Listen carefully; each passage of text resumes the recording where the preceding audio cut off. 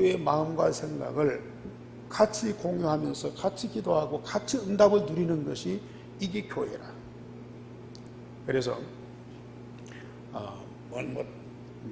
감사헌금 내라, 그것보다는 1년 동안 하나님께 기도할 제목을 적어서 그걸 내고 온 성도 함께 공유하고 같이 기도하고, 헌금도 계획을 세워서 기도하면서 그 헌금을 드릴 수 있도록. 그래서 여러분들이 헌금 작전표를 드렸는데 보고 또 부담스럽다는 생각도 가질 거예요. 그러나 내 생각대로 오지 말고요, 하나님 말씀대로 기도하고 하나님이 주신 응답으로 인하여 여러분들이 헌금도 할 수 있어야 돼요. 하나님이 뭐가 모자라서 여러분들의 작은 주머니 털어가지고 헌금을 하라고 하시는 하나님은 아니시죠. 우리가 받을 응답을 알게 하고 그걸 마음에 담고 기도하면서 하나님 앞에 헌금을 드릴 때, 헌신할 때에 하나님이 그것을 중심을 받으시고 함께 소통하면서 응답을 주시는 거예요. 그러니까 헌금도 계획하고요. 그리고 이 내년도에 전도 운동도 지금까지 잘 안 되고 잘 하려고 했지만은 또 어렵고 그랬다 할지라도 이제는 우리가 정말 하나님이 원하시는 전도 운동입니다. 이 전도 운동에 대해서도 우리가 지금까지 받은 메시지나 훈련을 가지고 진짜 기도하면서 계획을 딱 세워보세요. 얘는 모든 거 계획성 있게 하셔야 된다. 그래서 신년도 기도 제목, 헌금과 헌신의 계획, 그리고 전도와 운동에 대한 계획, 이런 것도 좀 잘 세워서요, 새해를 맞이하고, 그러기 위해서 이번 한 주간 동안은 아주 중요한 시간표예요. 이런 모든 것들을 정리하고 계획을 세우고 하나님께 기도하는 중요한 시간표. 막연하게 새해를 맞지 말고 그저 무작정 하나님이 응답 주시기를 기대하지 말고요, 구체적으로 사실적으로 하나님과 소통하면서 함께하는 그런 축복을 누리시라.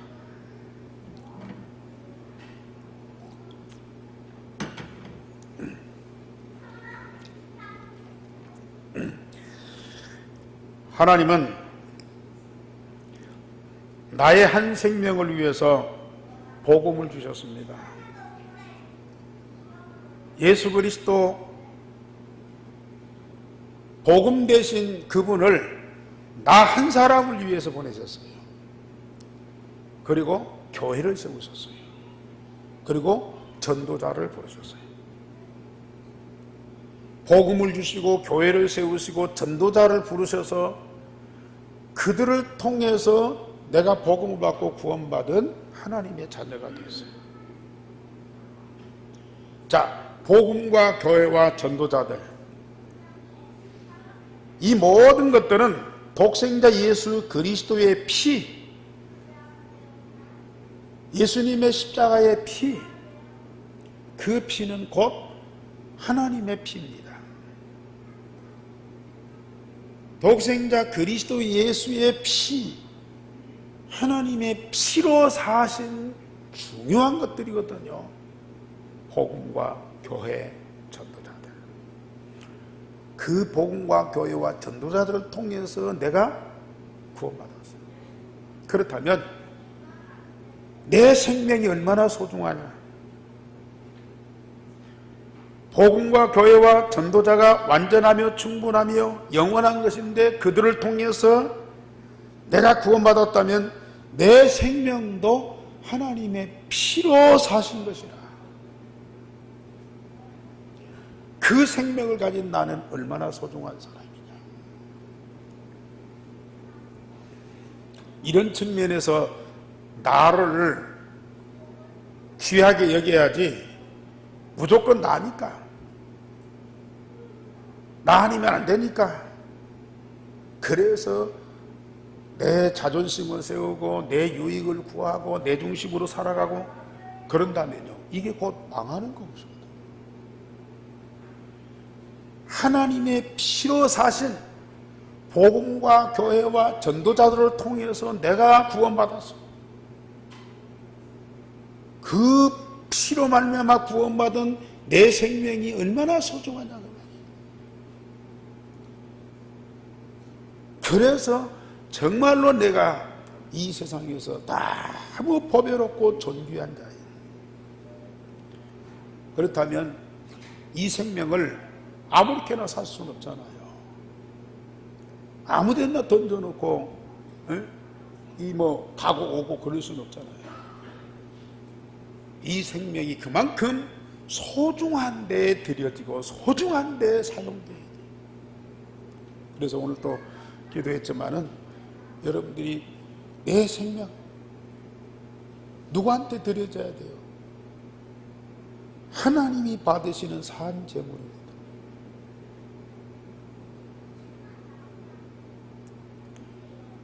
정말로 얼마나 값집니까? 저는 예배 때마다 이 기도하고요, 예배 때마다 이 사실을 체험합니다. 지금 이 시간 내 생명이 하나님이 받으시는 산 제물이 돼요. 그리고 내 생명이 어디다가 사용되어야 되겠습니까? 물론 뭐 일도 하고 돈도 벌고 사람도 만나고 가정도 이루고 그래야 되겠지만은 꼭 그것만을 위한 내 생명이 되겠습니까? 하나님의 영원한 것, 독생자의 피로 사신 복음과 교회와 전도자들을 위해서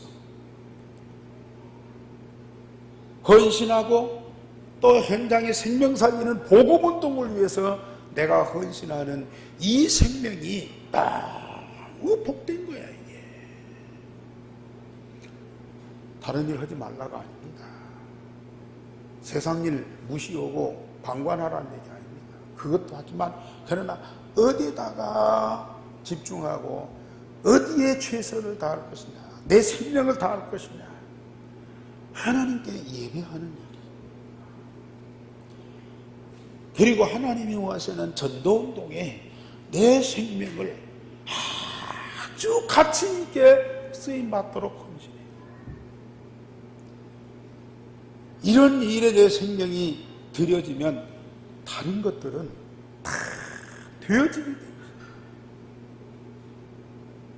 여러분들의 가정도, 여러분들의 직장도, 인간관계도 다 되어지게 돼 있어요. 그래서 바울 사도가 이 사실을 깨닫고 에베소의 감독들에게, 장로님들에게요, 이 말씀을 부탁을 했어요. 자, 우리 제목 다 같이 시작. 하나님이 자기 피로 사신 교회를 보살피게 하셨느니라. 여러분들, 당신들을 불러서 하나님이 자기 피로 사신 교회를 보살피게 했다.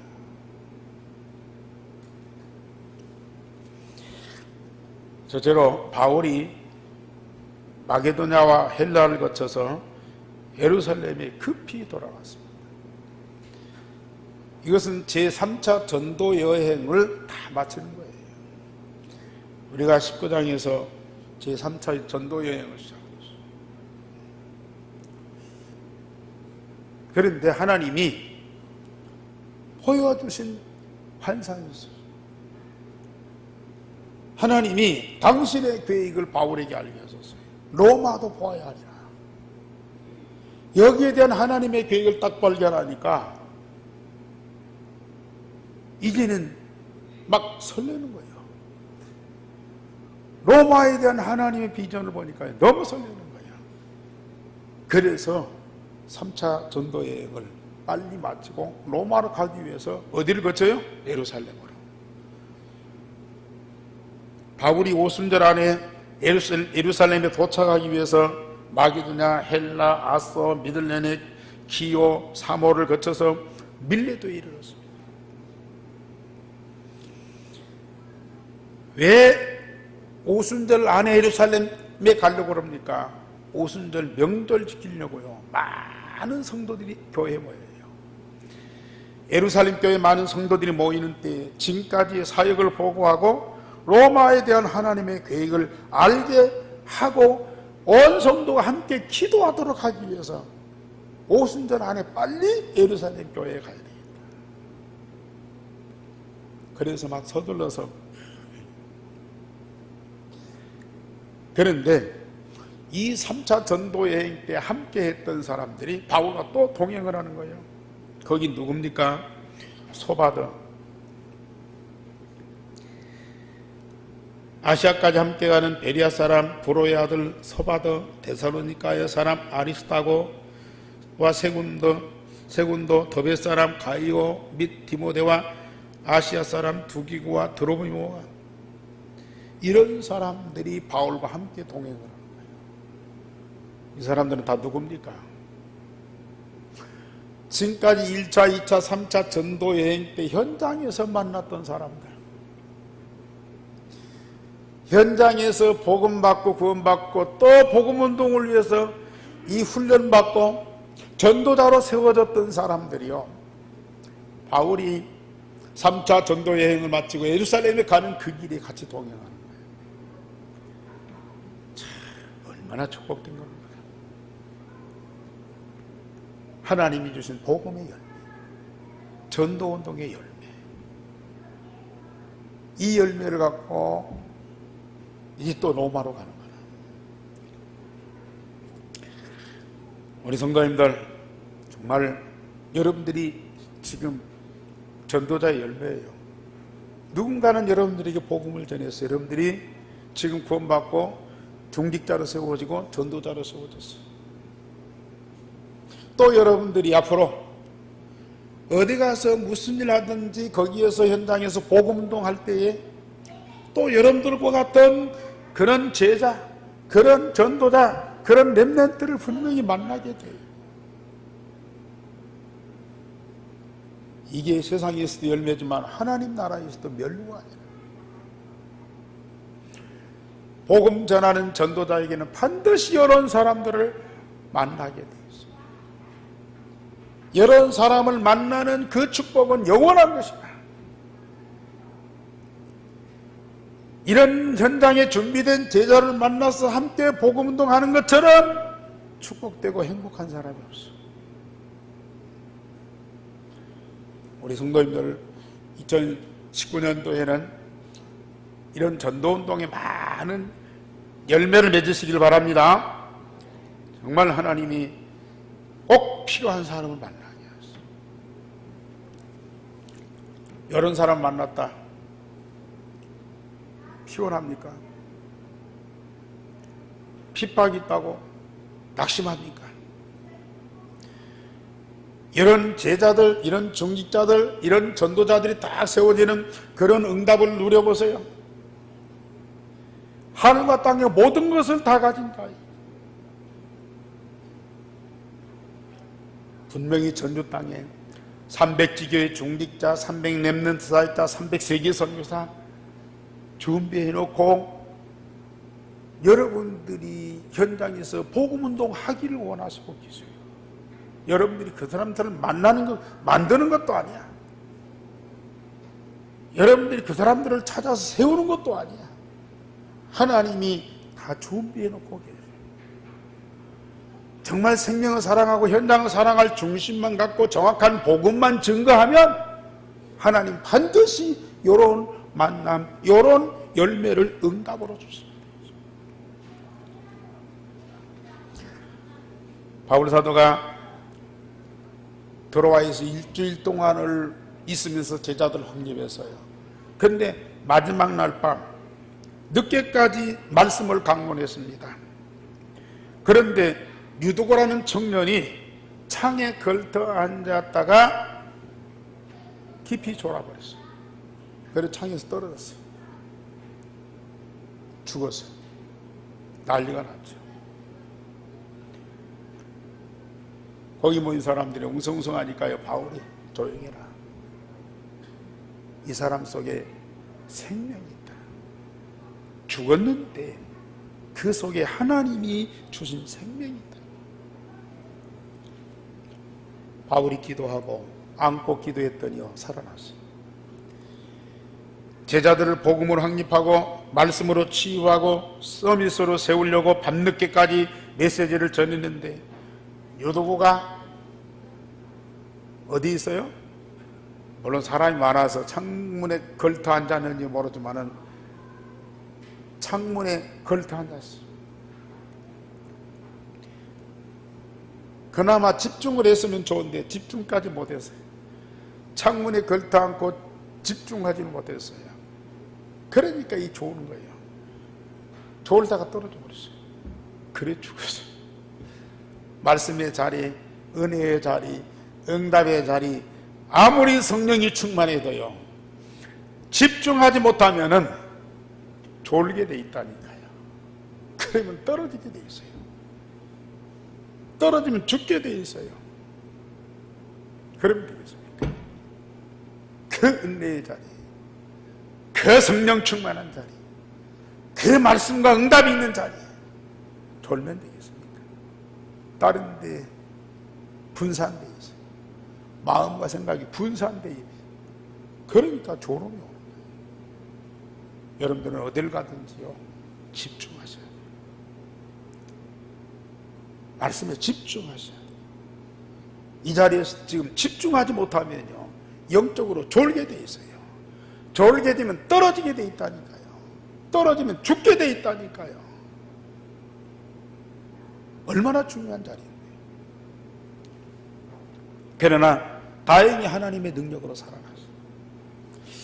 두 번째로 바울이 밀레도에서 에베소 장로들을 청하여 고별 메시지를 줬어요. 바울이 에베소 떠나서 여고저기를 다니다가 예루살렘 가는 길에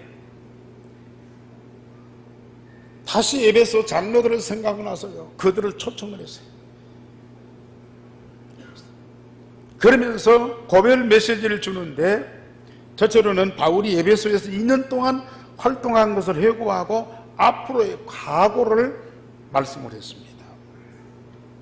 바울이 2년 동안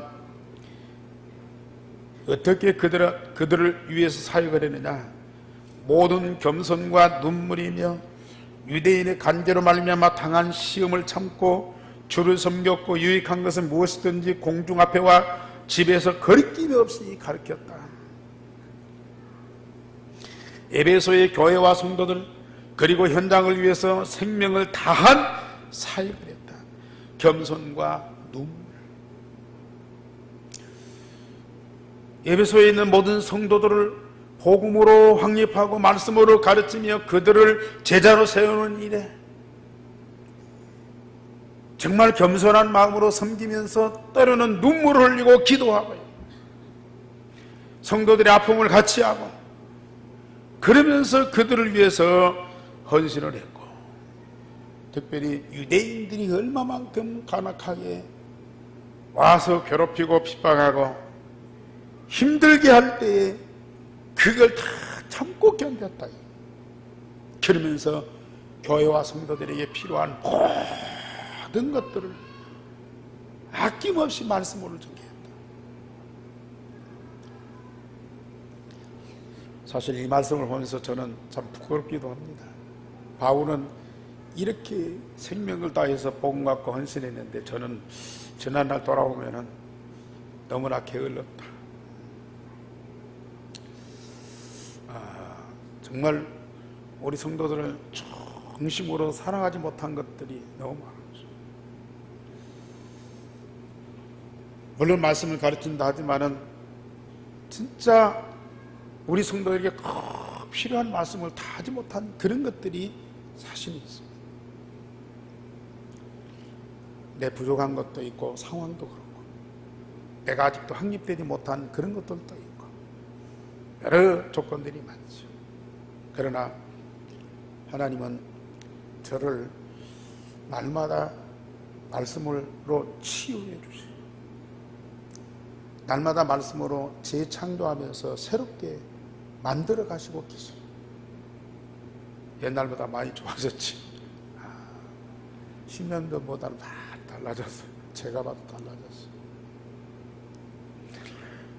바울이 중심 갖고 복음운동하고 헌신했던 그걸 하나님은 나와 우리 교회에도 반드시 주실 겁니다. 분명히 우리 한 교회가 전주 살릴 만큼, 아니 저 유대인 살릴 만큼 하나님이 응답을 주시게 돼 있다.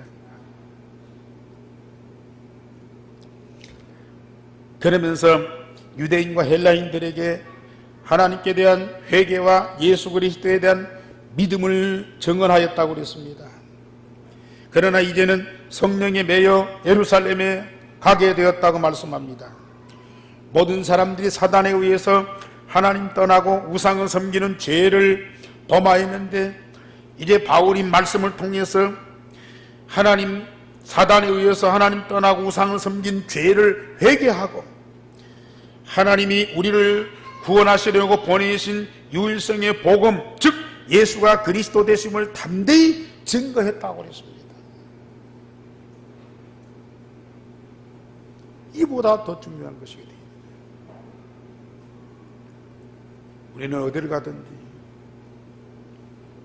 지금 그들이 하나님 떠나서 우상을 섬기는 죄와 악 속에 빠져 있어.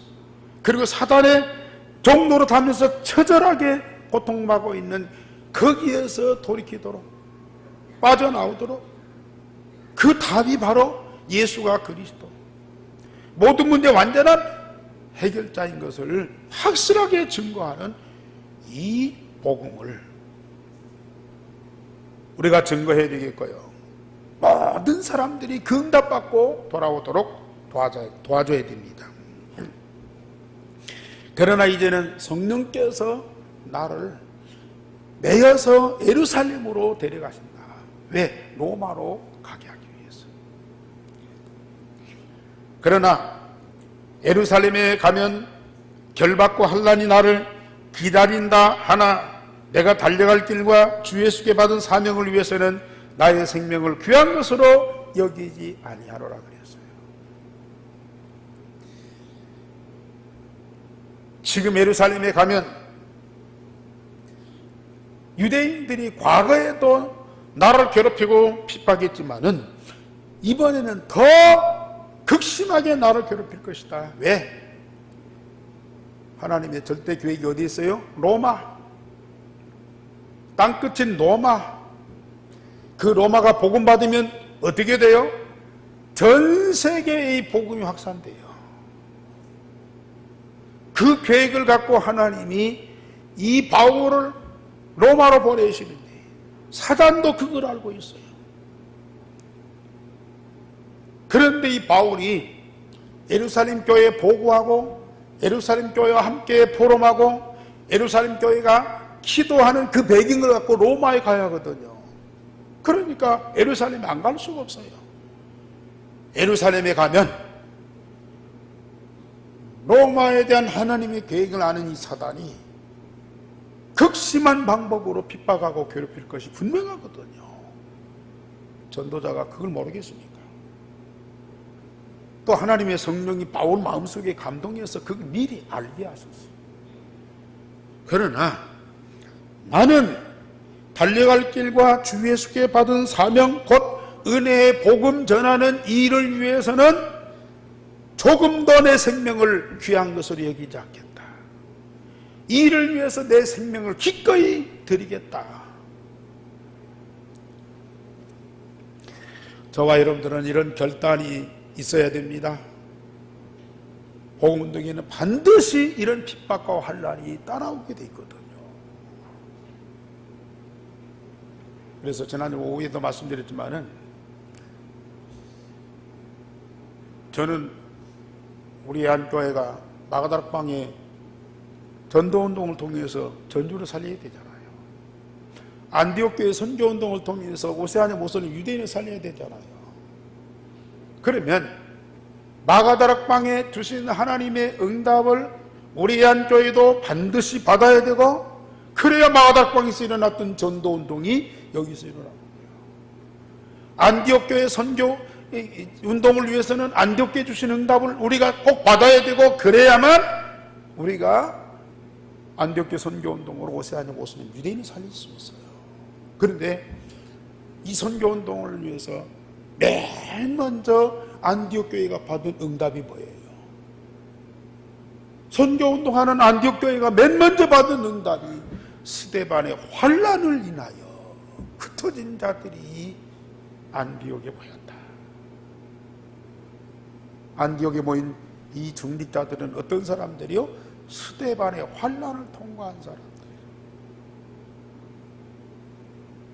저는 새벽마다 나가다락방의 전도운동, 안디옥교회 선교운동 이걸 놓고 기도할 때마다 이 기도,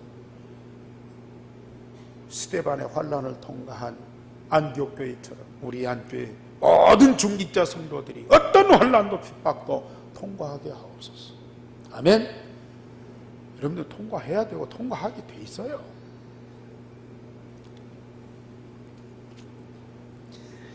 더군다나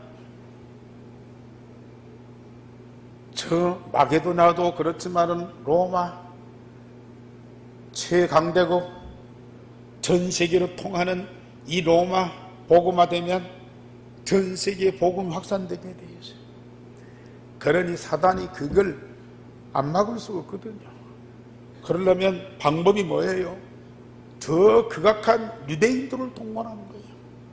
지금까지 제1차, 2차, 3차 전도여행까지 유대인들이 따라다니면서 바울을 괴롭히고 핍박했어요. 그러나 바울은 절대로 낙심하지 않았어요. 포기하지 않았어요. 하나님과 함께 성령의 능력으로 되어지기 때문에. 역시 로마로 갈 때는 더 큰 환난이 기다리고 있지만은 그러나 절대로 낙심하거나 두려워하거나 포기하지 않고 거기다 내 생명을 드리고 지금 우리가 유대인들을 놓고 기도하고 있습니다. 유대인들, 예수님을 거부해서 십자가 못 박아 죽인 사람들이 바울이 복음운동하는데 따라가면서 핍박했던 사람들이 나라 잃고 2000년 동안이나 방황했지만 지금도 복음을 거부하고 있고 제3성전 세워달라고 그렇게도 통곡하면서 기도하고 있는 그것을 우리는 그들에게 복음 전해야 돼. 그들에게 복음 전할 때 오는 환난과 핍박이라는 것은 아마 최악일 거예요. 그러나 우리는 두려워할 필요 없어. 하나님의 비밀이니까. 하나님이 하시는 일이고 하나님이 보내시는 일입니다. 우리는 두려워할 필요 없어요. 그러나 이런 환난과 핍박은 반드시 통과해야 됩니다.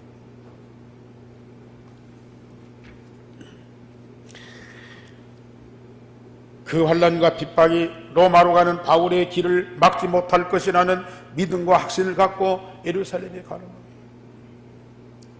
우리에게도 그런 믿음과 확신이 있어야 돼요. 그러면서 여러분들에게 하나님 나라를 전파하였으나 이제는 내 얼굴을 보지 못할 것이다. 이건 바울이 로마에서 죽을 것을 미리 각오한 거예요. 마지막이다. 두 번째로 바울이 에베소의 장로들에게 마지막 부탁의 메시지를 전하였습니다. 성령께서 여러분들을 에베소 교회의 감독자로 삼고 하나님이 자기 피로 사신 교회를 보살피게 하셨으니 자기를 살피며 온 양떼를 위하여 삼가라 그랬습니다. 우리 28절 말씀 다 같이 시작. 여러분은 자기를 위하여 또는 온 양떼를 위하여 삼가라. 성령이 그들 가운데 여러분들을 감독자로 삼고 하나님이 자기 피로 사신 교회를 보살피게 하셨느니라. 에베소 교회와 성도들은 하나님의 독생자 예수 그리스도의 생명이 십자가에 피 흘리고 죽음으로 구원받고 그 성도들이 모인 것이 바로 에베소 교회입니다. 우리 한 교회와 성도들은 또 똑같습니다. 그리스도의 피로 사신 교회, 그리스도의 피로 구원받은 성도들이 모인 하나님의 교회. 우리 한 교회 성도들은 한 사람 한 사람. 누구의 피로요? 독생자 그리스도의 피로. 그 피는 누구의 피요? 하나님 아버지의 피로. 그 피로 구원받은 하나님의 자녀. 그 자녀들이 함께 모인 이 교회, 그리스도의 피로 사신 교회라. 이 교회를 누가 함부로 하겠습니까? 우리 중직자들, 우리 장로님들, 오늘 이 말씀이요, 정말로 귀중히 마음에 담으셔야 돼요.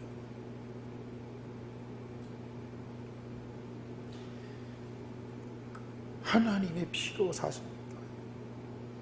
그 교회의 감독자로 삼으셨어요.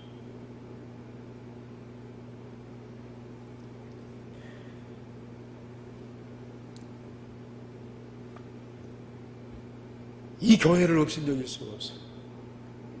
이 교회를 소홀히 할 수가 없어요. 우리는 이 교회를 위해서 생명을 다하고도요 모자라요.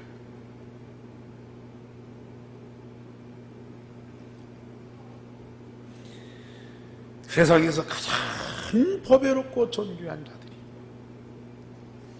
그런데 이런 교회에 사나운 이리가 들어와서 양떼를 낚이지 않을 것일 거예요. 제자들을 미혹하려고 어그러진 말을 하는 자들이 일어날 것이라 그랬습니다.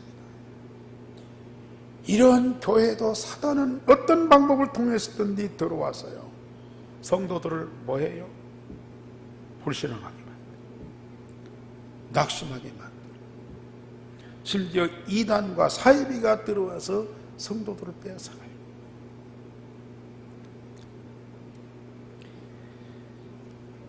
교회 밖의 환난보다도, 핍박보다도 더 무서운 거, 교회 안에 불신앙입니다.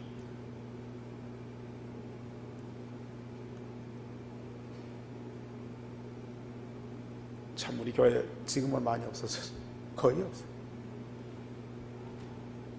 아니, 밖에 사람들이 불신자가 와서 불신하게 하면 괜찮아요. 교회 안에 있는 중직자들이 자꾸 다른 사람 얘기해서 불평하게 만들고 낙심하게 만들고 불신앙하게 만들고 말씀 못 들게 만들고 교회와 하나 되지 못하게 하고요. 이런 일들이 과거에 얼마나 많았습니까? 우리 교회가 복음운동하는 중요한 교회이기 때문에 사단이 별짓을 다 했어요. 그래도 여러분들은 안 넘어졌어요. 그래서 여러분들은 남은 자예요. 사단이 교묘한 방법, 간악한 괴계를 써서 여러분들을 미혹하고 넘어뜨리려고 모든 방법을 다했어요. 그런데 안 넘어졌어요. 그래도 안 나갔어요. 그래서 여러분들은 남은 자예요. 렘넌트. 앞으로 어떤 환난, 핍박, 어떤 불신앙의 세력이 와도 여러분들은 남을 자예요. 끝까지 남을 자예요. 지금까지 남은 자, 앞으로 남을 자, 앞으로 여러분들과 같은 사람을 남길 자. 아멘? 참, 얼마나 큰 축복이에요. 남은 자라니까요. 하나님이 남게 하셨어요. 앞으로 남을 자예요. 하나님이 남게 하셔요. 앞으로 남길 자예요. 여러분들과 같은 응답받을 그런 사람들을 많이 남길 거예요.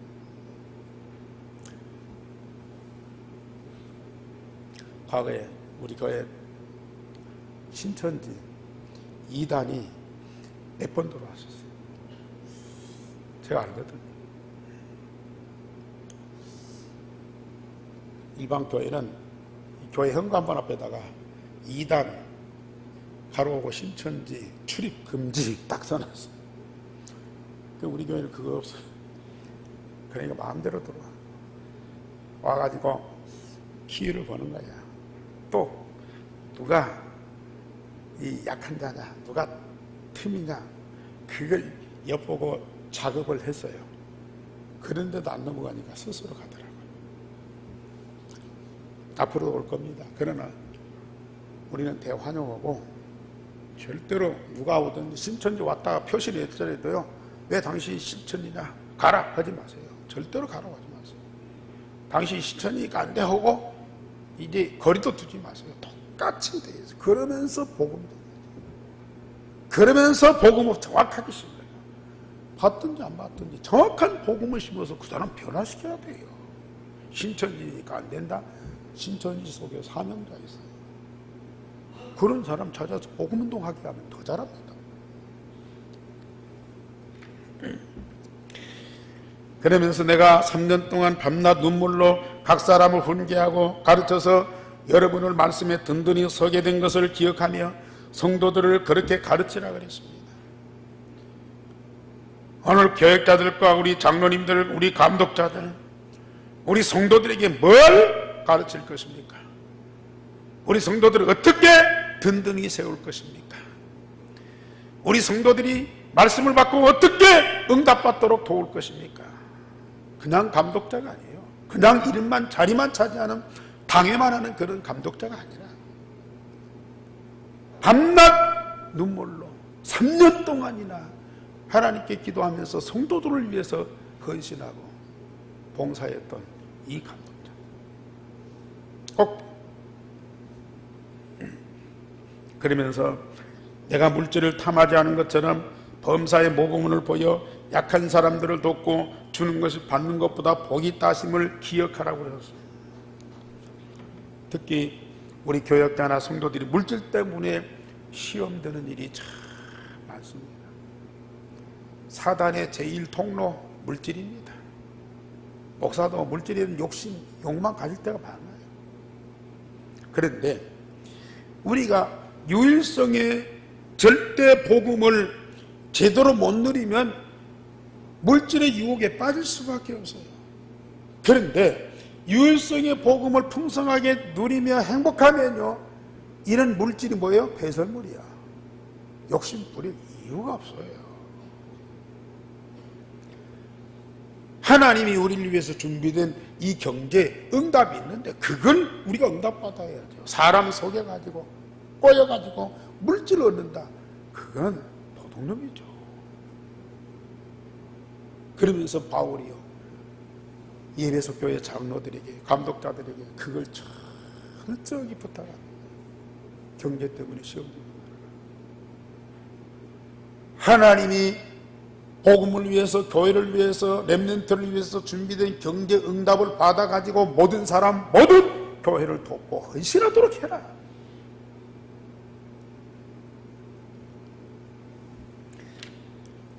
모든 물질은 내 것만이 아니고 주님의 것이요 필요한 자의 것이다. 그래서 받는 자보다 주는 자가 복이 있다, 그걸 기억해라 그랬어요. 얼마나 중요한 말씀입니까? 결론적으로 말씀드립니다. 교회는 하나님이 자기 피로 사신 주님의 영원한 몸이요 나의 몸입니다. 남의 집이 아니고 내 집이에요. 남의 몸이 아니고 주님의 몸이고 내 몸입니다. 우리 성도님들, 교회 주님의 피로 사신 주의 몸이죠. 교회 소중하게 여기십시오. 나보다도, 내 가정보다도 이 교회를 다 소중하게 여기십시오. 이 교회 통해서 하나님 주신 응답을 받고 내가 가정으로 들어가, 직장 속에 들어가, 하나님이 교회에 주신 응답이 나의 가정과 나의 현장에 그대로 전달돼야 돼요. 그래야 내 가정이 살고 우리 직장이 사는 거예요. 그렇다면 우리 교회를 위해서 나의 생명을 다하여 헌신할 한 가지 찾았어요. 우리 교회는 할 일은 많고 일거리 적기 때문에 한 사람이 여러 가지 일을 많이 해요. 그러다 보니까 이것도 저것도 잘 안 되는 때가 있어요.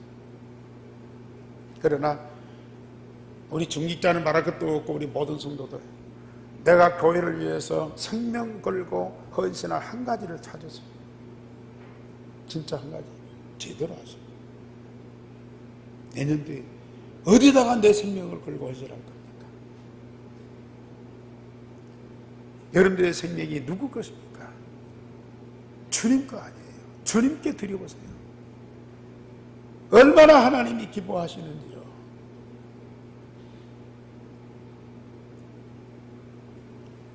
그리고 우리 삶의 현장에 눈에 안 보이는 교회, 눈에 안 보이는 주님의 피로 사신 교회, 지교회를 많이 세우고요.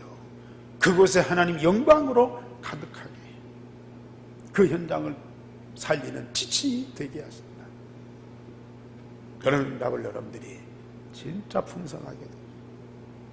오늘 이 시대에 가장 보배롭고 존귀한 자로 하나님 앞에 서고요, 우리 모든 사람들 앞에 서시기를 주님의 이름으로 축원합니다. 우리 하나님, 우리에게 말씀 주셔사오니 말씀하신 대로 성령께서 깨닫게 하시며 마음에 깊이 뿌리내리게 하시며 말씀대로 나를 재창조하고 삶의 열매로 나타나게 하옵소서. 말씀대로 되어지는 삶을 통해서 복음운동, 전도운동이 일어나게 하시며 모든 세상을 살리는 주역들이 되게 하여 주옵소서. 주 예수 그리스도 이름으로 기도하옵나이다. 아멘.